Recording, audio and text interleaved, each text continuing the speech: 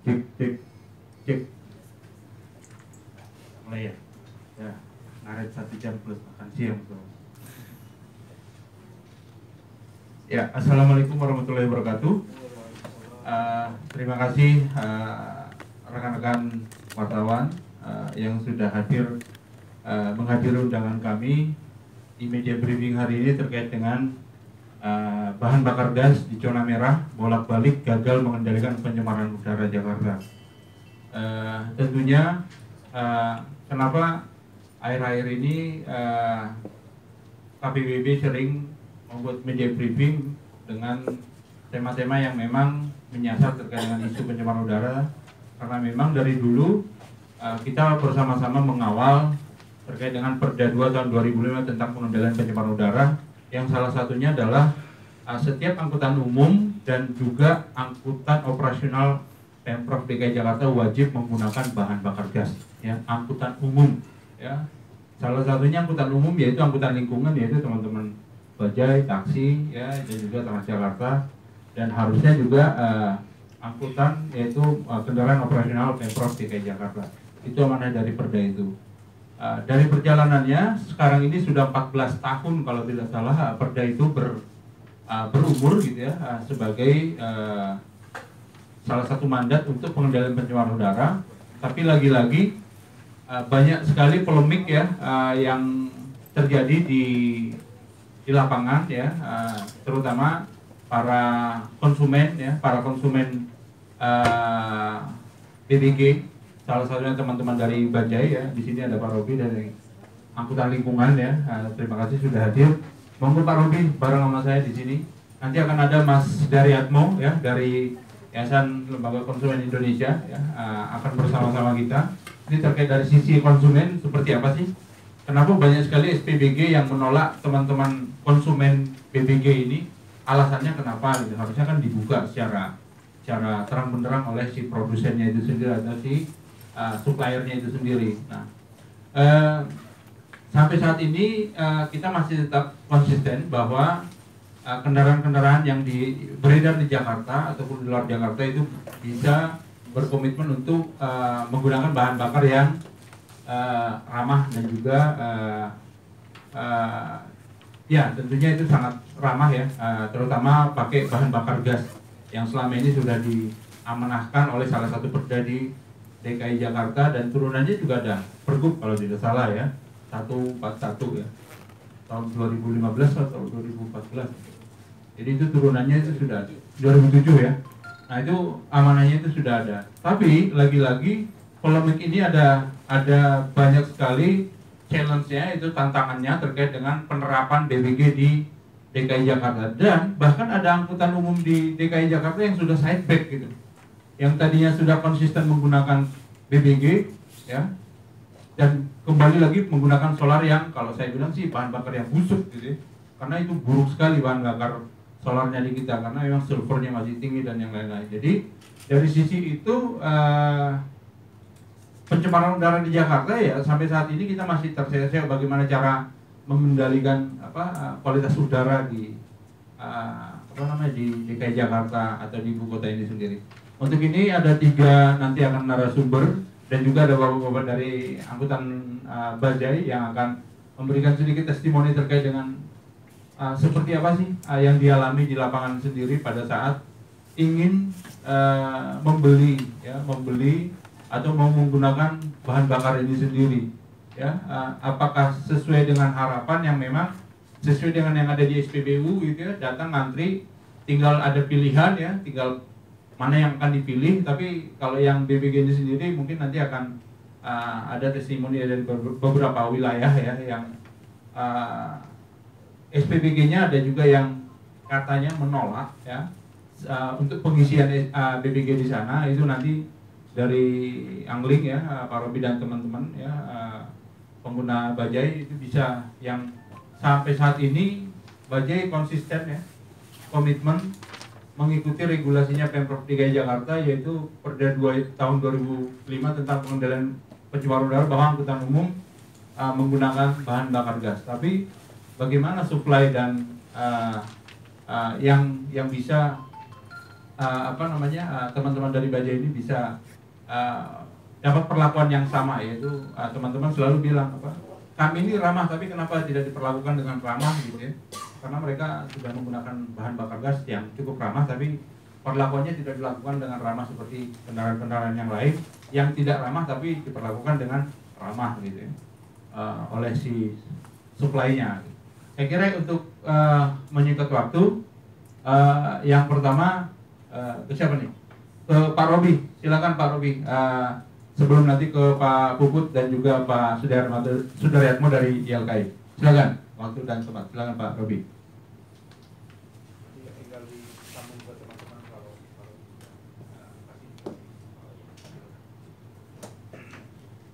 Assalamualaikum warahmatullahi wabarakatuh. Salam sejahtera. Saya Robi Parulian. Posisi saya kalau di struktur itu Bajai ya. Itu saya sebagai sekretaris koperasi Bajai Jaya Mandiri. Mengenai gas di SPBG ini luar biasa menurut saya, karena tidak ada perhatian sama sekali dari pemerintah daerah. Sebenarnya itu dalam peraturan gubernur nomor 141 tahun 2007 itu udah ada tentang penggunaan bahan bakar gas untuk angkutan umum dan kendaraan operasional pemerintah daerah di Jakarta. Tapi kalau saya melihat itu ya, kawan-kawan kami ini setahun yang belakangan ini, itu gas itu sangat bermasalah sampai kami itu demo waktu bulan November tahun lalu di Balai Kota, tidak diterima oleh Pak Anies. Tapi Pak Anies sendiri, kalau menurut Ketua Asosiasi SPBG, itu panik karena malam-malam ditelepon, pokoknya saya nggak mau tahu, semua SPBG buka. Nah, kenapa harus demo baru buka? Pertanyaan saya itu begitu. Nah, terus kemudian kalau saya perhatikan dari list yang ada ya, itu saya cocokkan satu persatu ya. Saya cocokkan satu persatu. Jadi masing-masing wilayah itu beda penanganannya. Nah, saya mulai dari Jakarta Selatan dulu ya, karena Jakarta Selatan itu wilayah saya. Untuk Jakarta Selatan itu ada 2 SPBG yang perlu diperhatikan. Kalau minggu lalu ya, 2 minggu minggu lalu itu ada meeting dengan KPBB yang kalau dari listnya itu bahwa SPBG Eko Cilandak itu buka. Tapi kalau saya lihat, saya buktikan bahwa itu tutup. Saya kirim foto ya, termasuk ke Pak Alfred, bahwa itu tutup selama setahun sudah. Terpelihara rapi, tapi tutup. Saya tanya sama pegawainya, kenapa tutup? Karena operasionalnya tidak mencukupi, artinya tidak ada untung.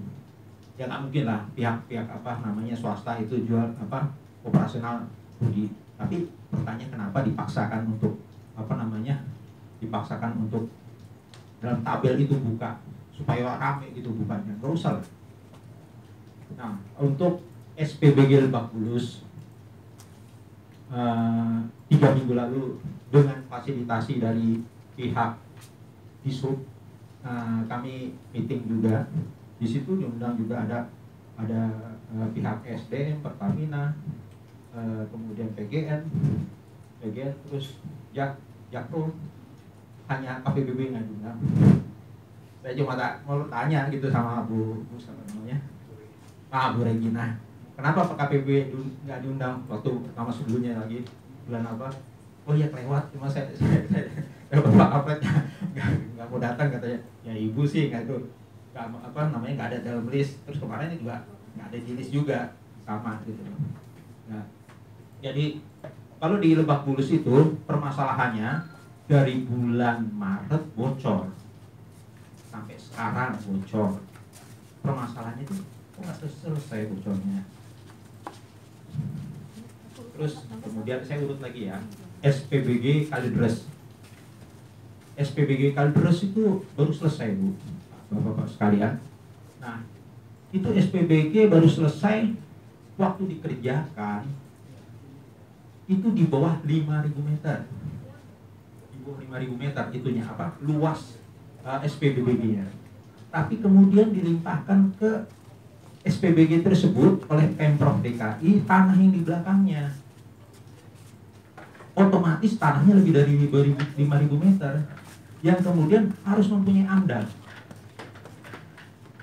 Harus mempunyai AMDAL karena tanahnya lebih dari 5.000 meter. Itu permasalahan dari kapan? Dari Februari. Lah, sampai sekarang AMDALnya udah diurus belum? Belum. Ya, sampai kapan? Banyak permasalahan di sini. Kemudian juga di MBAU. Pancoran MBAU itu dulu ada SPBG, ya, yang kalau saya pernah kirim foto kali ya. Kalau Twitter saya banyak itu, Twitter saya Robi Parulian itu lengkap, itu di situ ada foto-fotonya ya, Robi Parulian itu ada foto dari SPBG Pancoran, ada dua dispensernya, satu udah bolong, yang memang pihak dari MBAU sendiri udah nggak mau. Sebenarnya kami udah berusaha, bapak-bapak ibu sekalian, untuk memaksimalkan dari SPBG ini supaya satu aja, konsisten aja, konsisten ada di SPBG. Itu aja permintaan kami. Karena kami ini kebingungan kalau nggak ada SPBG. Realitas yang ada, teman-teman kami itu, yang kalau di Jakarta Barat, nah kalau permasalahan di Jakarta Barat begini Bu, itu buka, ya, tapi ada penyakitnya. Penyakitnya tuh jadi yang satu tuh rusak, yang lain buka, akhirnya antri panjang. Antri itu bisa sampai 3-5 jam. Antri itu. Nah, ada yang tanya dari KPBB, itu berapa sih ruginya per jam kalau antri? Kalau saya ngitung ya, itu antara 20.000 sampai 25.000 per jamnya. Ya, kalau 4 jam 100.000 Pak. Iya, tapi itu ekuivalen ya, tergantung dari jam sibuk ya. Kalau jam sibuk lebih gede lagi kali ya mungkin ya. Saya ngambil rata-rata. Ya. Dikali berapa jumlah bajai seluruh DKI? Iya.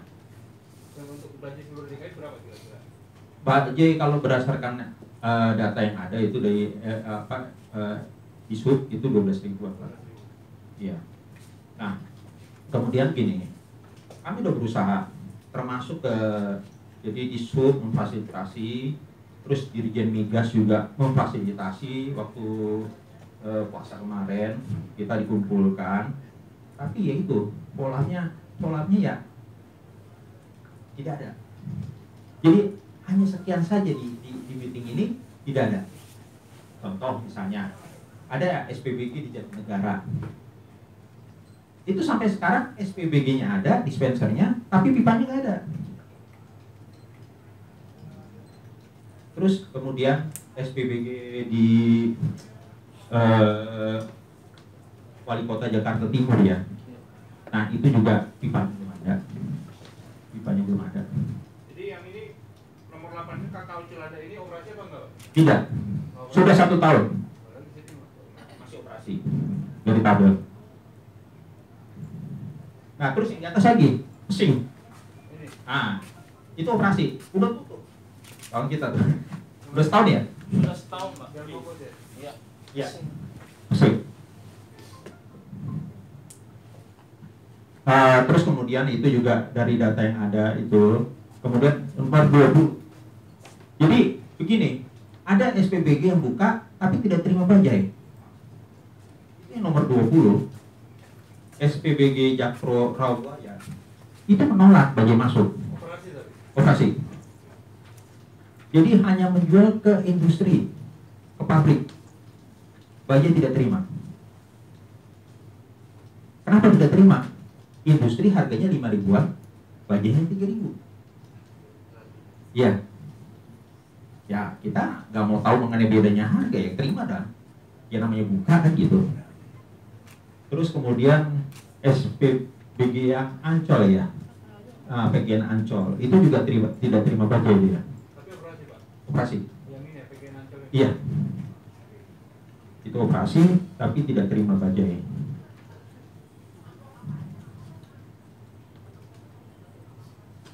Nah, kadang-kadang kami temukan begini Pak, Ibu sekalian, itu SPBG kalau rusak, itu spare partnya harus beli dari luar negeri, impor katanya. Ya, kalau teman saya sih ada bilang gelodok bisa. Tapi kalau saya kan saya berpedoman dari meeting ya dengan Dirjen Migas di Jalan Kuningan gitu. Nah, impor berarti butuh waktu. Butuh waktunya berapa lama? Akhirnya Dirjen Migas Pak bilang begini, bagaimana kalau kooperasi Dirjen Migas yang impor? Kita sediakan tapi kalian belanjanya di kami. Artinya PGN belanjanya di mana? Di kooperasi ini. Sama juga Jakpro. Tapi mereka nggak mau. Mereka mau impor sendiri. Lama kan? Ya udah Dirjen Migas sudah jembatan nih. Ya semua masing-masing punya otorisasi gitu. Nah, kemudian saya ringkas saja ya. Ini sebenarnya permasalahannya satu sih ya. Sudah jelas kok di peraturan Gubernur nomor 141 tahun 2007 itu bahwa semua angkutan umum di Jakarta itu wajib ya memakai bahan bakar gas. Wajib memakai bahan bakar gas. Nah, kemudian waktu saya meeting dengan Pak Andri tanggal 19 September 2018. Ini biangnya sebenarnya. Biang permasalahan gas di SPBG. Yaitu adanya suatu peraturan atau ketetapan dari Dishub DKI, Kepala Dishub DKI. Waktu itu Uday Pristono yang membuat peraturan yaitu merubah dari gas wajib gas ini menjadi apa? Itu memakai bensin yang bahan bakarnya ramah lingkungan. Ya ini kalimatnya fleksibel jadinya. Kalimatnya fleksibel. Saya sampai debat sama Pak Andre ini peraturan yang salah. Ya kalau bahan bakar ramah lingkungan, ya akhirnya saya debat situ. Pertama itu apa namanya bahan bakar ramah lingkungan, ya diperbolehkan. Harusnya peraturan yang di bawah itu tidak merubah peraturan yang di atas. Gubernur menetapkan wajib gas, tapi kok di bawahnya nggak usah pakai gas. Ya saya ketemu sama Pak Ong ya dari asosiasi asosiasi SPBG. Ya kami mana untungnya Pak? Kami kan bikin SPBG itu dengan asumsi bahwa transportasi umum di Jakarta itu pakai gas tahun 2007. Makanya mereka buka itu SPBG. Tapi kemudian udah Pristono itu yang kena kasus KPK. Itu buat ketetapan. Nah, pertanyaan saya kenapa sih ketetapan ini nggak dirubah nih? Ketetapan dari Dishub ini, yang mungkin juga pernah ini saya lihat baca di mana di press conference dari ini apa sih namanya kolaborasi atau apa namanya ya sabotase gitulah istilahnya nih, sabotase dari Pergub gubernur ini yang wajib ini gitu loh. Soalnya saya pernah kemukaan ini sesudah meeting ada seminar lah dari KPBB di Hotel Pullman. Saya cuma bacanya sepintas, dengannya sepintas dari Pak Edward. Pemprov DKI sendiri yang ngomong ini dirubah. Terus kemudian dari mana? Dari Pak Ong sendiri. Lalu saya ya Jumat saya dengar, Senin saya ikut meeting lagi Jati Baru, saya ngomong itu. Dia bilang besok kayak marah. Lah, ada apa? Ya ternyata memang inilah.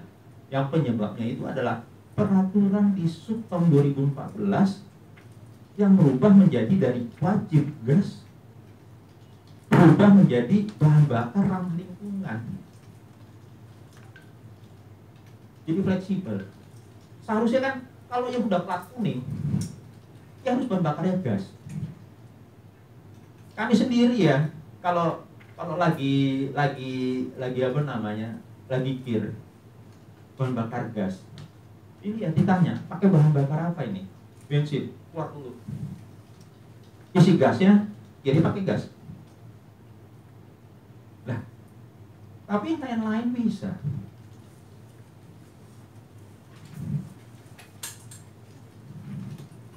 Ya, jadi ini yang kalau menurut saya satu aja simpulan dari kami bahwa peraturan dari Disub ini yang bikin semua ini menjadi masalah yang besar. Walaupun memang selama ini juga Disub udah berapa kali sih, udah 2 kali, 3 kali, 2 kali lah yang saya ikuti 2 kali ya menjembatani ini. Tapi kalau saya lihat ya percuma lah dijembatani mau kayak apa juga.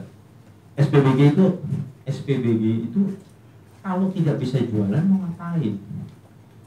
Atau saya mau buktikan aja lagi. Satu, Bapak bisa lihat ya SPBG dan SPBU yang berdampingan ya Pak ya. Tuh. Yaitu di Cilitan. Itu ada SPBG, ada SPBU. SPBU-nya Transjakarta itu paling banyak isi solar di SPBU. Di SPBG sedikit sekali.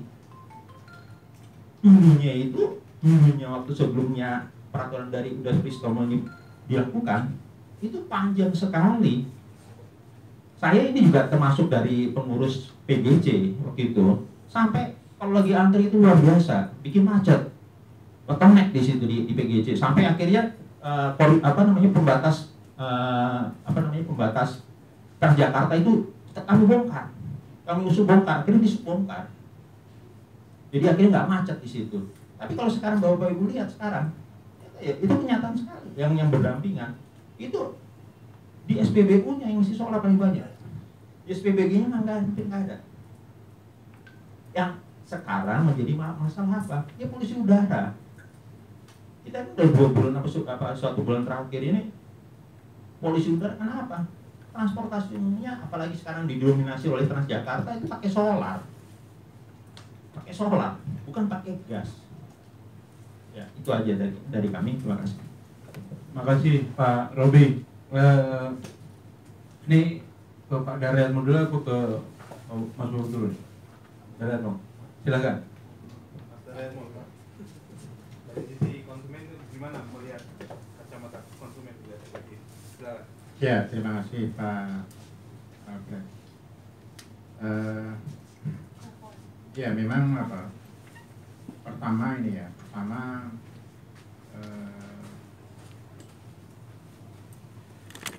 perkenalkan saya sudah Diatmo dari pengurus harian YLKI. Jadi sebelum masuk ke teknis yang akses AC STTG tadi, itu memang kalau dari catatan umum penggunaan bahan bakar gas untuk kendaraan bermotor itu memang kalau dari catatan YLKI historinya cukup lama gitu. Tapi kalau kita lihat jumlah populasinya, baik populasi STTG maupun jumlah kendaraannya itu cenderung stagnan kan gitu. Jadi kalau kita bandingkan dengan negara-negara lain itu tumbuh dari kita itu stagnan, bahkan turun tadi karena ada beberapa taksi yang dulu menggunakan sekarang malah enggak. Ini dari catatan YLKI. Kenapa ini terjadi? Kalau catatan YLKI memang tadi kita tidak melihat adanya tadi konsistensi kebijakan dan kerangka hukum yang konsisten lah kira-kira. Jadi kalau kita bicara kerangka hukum itu ya dari pemerintah pusat sama di pemerintah daerah. Jadi memang dalam konteks ini memang salah satu yang menjadi PR itu dalam konteks penggunaan bahan bakar gas untuk sektor transportasi itu adalah tadi adanya kerangka regulasi yang jelas dan konsistensi kebijakan baik di pemerintah pusat maupun di pemerintah daerah. Kemudian yang kedua, kalau dari YLKI sebenarnya kita juga mendorong sebagai konsumen transportasi itu ya kita mengharapkan ada pilihan transportasi yang sustainable transportation kan gitu. Salah satu kriteria sustainable itu yang menggunakan bahan bakar yang lebih ramah lingkungan. Tadi Pak Alfred sudah menyampaikan ini jadi kalau dari sisi emisi kan menggunakan gas itu emisinya jauh lebih kecil daripada menggunakan solar tadi kan gitu. Solar tadi ini artinya sebenarnya tadi memang ini pertanyaannya adalah kita juga kurang di dalam awareness konsumen. Mestinya konsumen juga menjadi pressure untuk pemerintah menyediakan public transport yang lebih ramah lingkungan. Ketiga, ini yang esensinya di sini. Jadi kalau kita bicara perlindungan konsumen sektor hilir minyak dan gas, ini selain Undang-Undang Nomor 8 Tahun 99 tentang perlindungan konsumen, acuannya itu ada peraturan nanti permennya saya kirim ke Pak Alfred, nanti bisa minta ke Pak Alfred. Jadi peraturan Menteri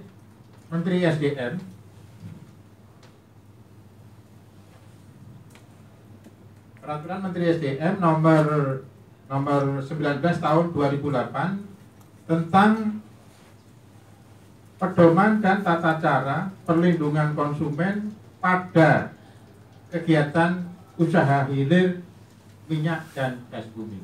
Nah, ini yang menjadi acuan. Sebenarnya kalau dari sisi regulasi Kementerian SDM itu sangat progresif karena masih banyak kementerian yang belum punya pedoman tadi. Ini turunan dari Undang-Undang Perlindungan Konsumen di pasal berapa ya? 29 itu memerintahkan kepada lembaga kementerian terkait untuk membuat peraturan perlindungan konsumen secara teknis tadi. Khusus untuk sektor hilir minyak dan gas itu Permen SDM sudah membuat aturan tahun berapa tadi? Tahun 2028. Ada beberapa pasal dalam poin ini yang menurut saya itu bisa dipakai ke konsumen. Seberapa jauh pemerintah melakukan pengawasan terhadap implementasi permen tadi kan gitu. Jadi salah satu pasal jadi di dalam permen ini itu di pasal 3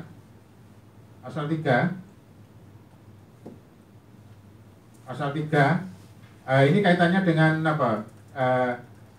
jadi untuk menjaga standar mutu minyak dan gas bumi dan jasa pelayanan yang diberikan sebagaimana dimaksud pada ayat 1, badan usaha wajib memperhatikan hak konsumen hilir minyak migas yang meliputi nomor 1 itu penting, jaminan kelangsungan penyediaan dan pendistribusian produk tadi kan gitu. Jadi konsumen itu memang punya hak itu tadi. Konsumen punya hak itu tadi. Dan di permen itu juga diatur sebenarnya dari masing-masing hak tadi indikatornya apa. Nanti teman-teman ini bisa minta Pak Alfred untuk bisa dipelajari. Kemudian yang kedua adalah standar dan mutu spesifikasi produk sesuai dengan ketentuan. Ini yang dikeluhkan TJ ya kalau nggak salah terhadap konten dari kualitas gasnya tadi. Kemudian yang ketiga itu keselamatan, keamanan dan kenyamanan. Ini sama dengan ini mengacu ke hak konsumen yaitu hak atas keselamatan dan keamanan. Kemudian konsumen berhak harga pada tingkat yang wajar, pada tingkat wajar. Kemudian berikutnya adalah kesesuaian takaran, volume dan timbangannya. Jadi akurasi. Jadi kalau kita beli 1 liter itu sebenarnya 1 liter enggak sih? Apakah itu masih ditoleransi atau enggak? Nah ini juga penting ini juga penting yang huruf F tadi itu jadwal pelayanan, jadwal waktu pelayanan. Jadi SPBG itu mestinya mendeklar jadwal waktu dan pelayanan. Jadwal waktu dan ini menjadi kepastian bagi konsumen sebenarnya. Ini menjadi konsumen ya Pak. Menjadi konsumen. Dan yang terakhir adalah tadi prosedur dan mekanisme pelayanan yang mudah, sederhana dan diinformasikan secara luas tadi. Jadi kalau dari Permen SDM tadi itu ada 2 hak konsumen yang itu mestinya kita tuntut kepada pengelola SPBG tadi. Jadi yang pertama adalah jaminan kelangsungan penyediaan dan pendistribusian produk. Kemudian tadi jadwal dan waktu pelayanan. Kalau di parameter tadi itu juga tadi di lampirannya itu kan dia parameter dari masing-masing hak tadi. Itu ada satu lagi yang menurut saya juga penting dalam konteks tadi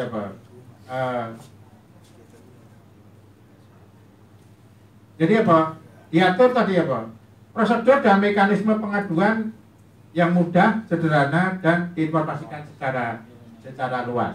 Jadi pengelola SPBG itu mestinya punya prosedur mekanisme. Jadi kalau misalnya ada SPBU yang buka tapi tidak melayani, itu bisa diadukan dan dia wajib menjawab. Alasannya apa? Kira-kira gitu. Alasannya apa? Apakah izin yang diberikan itu hanya khusus untuk industri tadi, atau dia sebenarnya izinnya luas? Cuma kalau di izinnya itu umum tapi dia hanya membatasi segmen konsumen, dia sudah melanggar izin yang diberikan. Memang dalam kesempatan ini juga terus terang kita itu juga menerima komplain dari pengelola SPBG Pak Puput. Jadi dia itu merasa kayak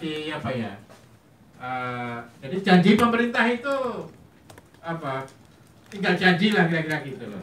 Jadi dia sudah invest dengan tadi yang nanti dengan harapan ada dukungan pemerintah sehingga penggunaan meningkat, sehingga dia juga volume penjualan secara target. Jadi dia itu sudah invest tapi kayak ditinggal pemerintah itu loh.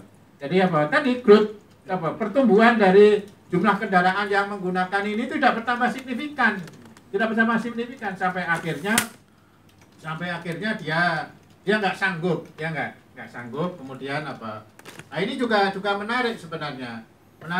Saya terus terang juga belum ngobrol secara detail dengan SPBG, tapi bagus juga untuk diskusi semacam ini dengan SPBG. Artinya jadi di sini kan ada 2 sebenarnya, SPBG sebagai produsen kita bisa nuntut, dan SPBG juga sebagai tadi dia usahakan dapat izin dari pemerintah. Tapi pada saat yang sama pemerintah itu tidak komitmen pemerintah itu tidak konsisten sangat, sehingga dia sudah invest tapi ya tadi pemerintahnya jaminan demandnya maju mundur itu tadi. Maju mundur. Saya nggak tahu kalau Pak Puput punya data kan dari catatan saya itu saat ini itu ada 23 juta kendaraan yang menggunakan bahan bakar gas tadi ya. Ini mungkin juga distribusi negaranya mana saja, tapi yang saya agak detail itu memang di Amerika itu regulasinya sudah cukup bagus kan gitu. Regulasinya itu baik di level makro sama mikro itu jadi di sana itu memang tadi jadi misalnya jadi Energy Policy Act itu tahun 2092 kemudian di amandemen 2005.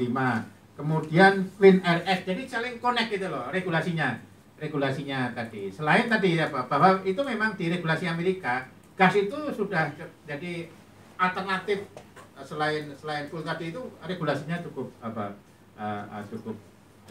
kuat kan gitu. Jadi memang kalau dari catatan YLKI itu tadi ini kan sudah ada permennya. Dari permen itu coba sebagai konsumen kita pakai itu aja kita tuntut. Ini kan Bapak bikin regulasi. Saya sebagai konsumen, saya cuma menuntut apa yang Bapak atur. Satu itu. Kemudian yang kedua, saya juga nggak tahu Pak Puput sudah ada analisa dari kerangka hukum mana sih yang harus kita advokasi gitu loh. Terus yang ketiga, ini yang juga begini ya, terus terang ini jadi konsumen juga jadi persoalan kaitannya dengan consumer awareness gitu loh. Jadi kalau jadi memang gini ya Pak, kalau saya sebagai konsumen baja itu kan sebagai pengusaha baja kan pengusaha kan kira-kira gitu loh. Tapi gini ya Pak, kan mestinya kan tidak hanya ada pengusaha asosiasi pengusaha baja, tapi juga asosiasi pengguna baja dengan bahan bakar gas kan gitu. Nah ini yang kita kayak komunitas itu nanti yang juga melakukan pressure karena dia sudah memanfaatkan kehadiran baja itu tadi. Jadi yang protes itu tidak hanya pengusaha bajanya, tapi juga bagaimana ada kayak asosiasi saya nggak tahu komunitas atau konsumen baja yang akses mobilitas itu gara-gara bajanya itu tidak ada jaminan pasokan LPG. Mungkin itu secara umum dari YLKI. Terima kasih Pak Alfred. Saya kirim ke Pak Alfred. Ya, terima kasih Pak Sudaryatmo. Nanti kita akan coba lebih detail mendalam lagi terkait dengan isu BBG ini, karena seingat saya itu bahwa pemerintah itu menyediakan slot BBG yang cukup besar, Pak Sudaryatmo, untuk sektor transportasi, seingat saya. Jadi ini kita harus bedakan mana sektor industri slot BBG-nya yang disiapkan, mana yang slot untuk transport. Tapi nanti mungkin bisa Pak Puput akan menjabarkan yang sektor transport ini slotnya berapa sih sebenarnya. Jadi supaya sebenarnya seperti yang dibilang Pak Sudaryatmo tadi, bahwa SPBG ini sebenarnya dia dapat mandat itu untuk melayani semua atau hanya melayani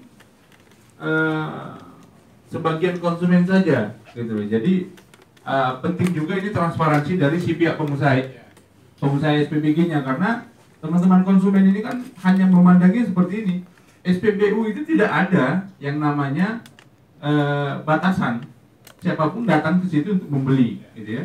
Jadi harusnya ini sama dengan SPBG, bahwa siapapun bisa datang ke situ kalau memang dia menggunakan gas, gitu. Jadi ini yang selama ini yang saya dengar dari teman-teman, bahwa kenapa ya ada perbedaannya, kok ya, kalau di SPBU itu kok semua bisa ya, dari mulai truk sampai bis. Untung aja tuh yang namanya tanknya tentara nggak boleh di situ gitu ya, karena mereka punya ini sendiri. Jadi ini ada perlakuan yang memang kok dibedakan dengan SPBG yang cara pelayanannya ke konsumen dengan yang ada di SPBU yang lain gitu. Jadi saya kira itu mungkin Pak Puput bisa terkait dengan hasil yang selama ini yang di transport demand management dulu kan kita sempat bareng-bareng tuh ngurusin yang gas, ERP dan juga parkir ya. Dari sektor ini nih ini kata yang terakhirnya itu saboternya itu seperti apa sih sebenarnya di sektor gas untuk transport. Silakan Pak Puput. Oke, terima kasih Alfred. Terima kasih juga Pak Robi, Pak Sudaryatmo. Ya, saya yang melanjutkan apa yang sudah disampaikan kawan-kawan sebelumnya. Ya, kembali lagi ini kan problem pencemaran udara ya. Sebenarnya kan dulu tahun 2004 kita mendorong adanya regulasi tentang pemanfaatan bahan bakar gas yang kita sebut sebagai Perda nomor 2 tahun 2005 tentang pengendalian pencemaran udara. Jadi salah satu jurus untuk pengendalian pencemaran udara dipilihlah bahan bakar gas. Kenapa? Karena bahan bakar gas ini ekonominya memenuhi syarat gitu. Artinya harganya relatif lebih murah ya dibanding bahan bakar minyak gitu. Nah di sisi lain jauh lebih bersih. Jadi pemakaian bahan bakar gas itu bisa menghilangkan polutan sekitar 90%. Jadi kalau menggunakan bahan bakar gas sebenarnya itu adalah sesuatu yang sangat pas untuk mengendalikan pencemaran udara Jakarta. Padahal Jakarta kan saat ini masih kategori nomor 1, kadang-kadang aja nomor 3, nomor 4. Kemarin agak beruntung nomor 11 ya, kadang-kadang nomor 9. Tapi beberapa hari yang lalu kembali lagi ke nomor 1 atau 2 ataupun 3. Dia masih di ya tangga atas lah kalau di tangga lagu-lagu itu. Nah ini contohnya ya. Bulan ini ya yang harusnya itu warnanya biru ya, ini sudah kuning memerah. Itu artinya apa? Nah, Jakarta memang problem ya. Tidak hanya Jakarta, tapi juga kota-kota besar lainnya seperti Surabaya juga masalah. Jangan juga gara-gara Bu Risma terus dibilang yang merah kayak ini juga jadi hijau kan? Merah juga. Semarang juga tepatnya Pak Ginanjar ya, Pak Ganjar Pranowo. Jadi banyak tempat yang merah. Nah solusinya sebenarnya kita sudah menawarkan. Jakarta ada 17 regulasi ya, dari undang-undang sampai peraturan gubernur. Bahkan ada di antaranya itu keputusan dinas perhubungan yang semuanya mengarah ke pemanfaatan bahan bakar gas. Jadi inilah yang akhirnya menggiring semua orang, semua stakeholder itu baik pemerintah, kemudian private sektor ya, sektor swasta maupun masyarakat sendiri. Orientasinya adalah berusaha mengarahkan pemanfaatan bahan bakar gas ya. Undang-undang tentang energi, undang-undang tentang perlindungan pengelolaan lingkungan hidup, kemudian ada peraturan presiden nomor 5 tahun 2006 tentang kebijakan energi nasional. Kemudian ada instruksi presiden nomor 10 tahun 2005 tentang efisiensi energi, keputusan Menteri Energi tentang efisiensi. Dan semua ini kira-kira kurang lebih arahnya adalah ke pemanfaatan bahan bakar gas.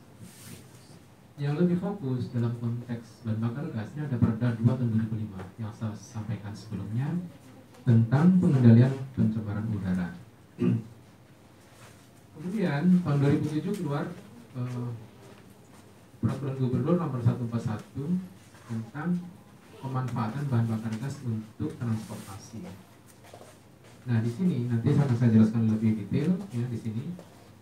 Ini ada penggat ya kalau kita Pergub 141 tahun 2007 ini pilihannya bisa LGV, bisa atau gas ya, bisa juga CNG. CNG pun ada 2 macam, gas maupun yang liquid gitu. Liquid itu yang natural gas yang memang masih liquid.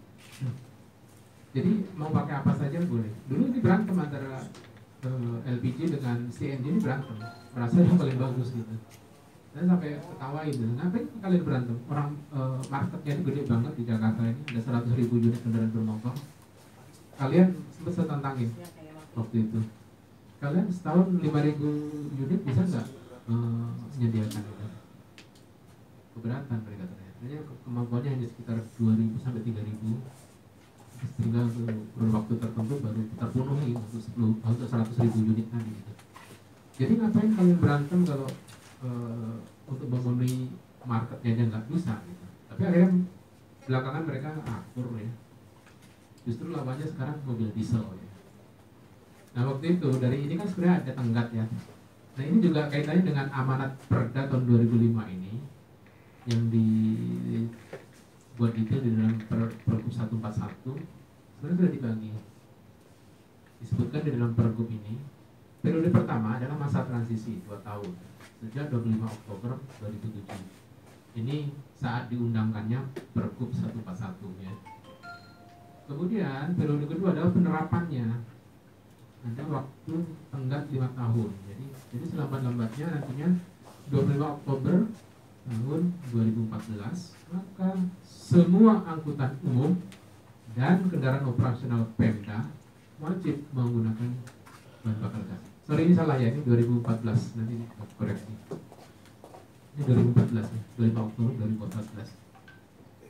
Jadi ya Pemda DKI Jakarta tidak serius menerapkan amanat Perda 2 tahun 2005 dan Pergub 141. Itu fakta, karena saat ini belum tercapai yang 100 ribu jenis mobil. Jadi pertanyaan apakah ada penyabotnya, ya, sabotersnya itu apakah ada? Ada. Ini pertanyaan ini pernah kita lontarkan tahun 2010. Ya. Tahun 2014 kita lontarkan kembali. Nah sekarang 5 tahun dari 2014 kita angkat lagi karena terjadi kegagalan. Ini kawan-kawan nanti bisa lihat di sini ada angka kurang lebih ya, ini kurang lebih ada angka tentang kendaraan yang menggunakan bahan bakar gas. Ya. Nah kemudian grafiknya kurang lebih seperti ini. Tren pemanfaatan gas sektor transportasi dari awal diinisiasi tahun 87 naik ya, terus kemudian ini mencapai tingkat yang tertinggi itu karena efek Blue Sky program langit biru yang dicanangkan pada tahun 96 gencar sehingga pada tahun 99 mencapai puncaknya yang tertinggi. Tapi habis itu turun lagi, ngedrop lagi biasa.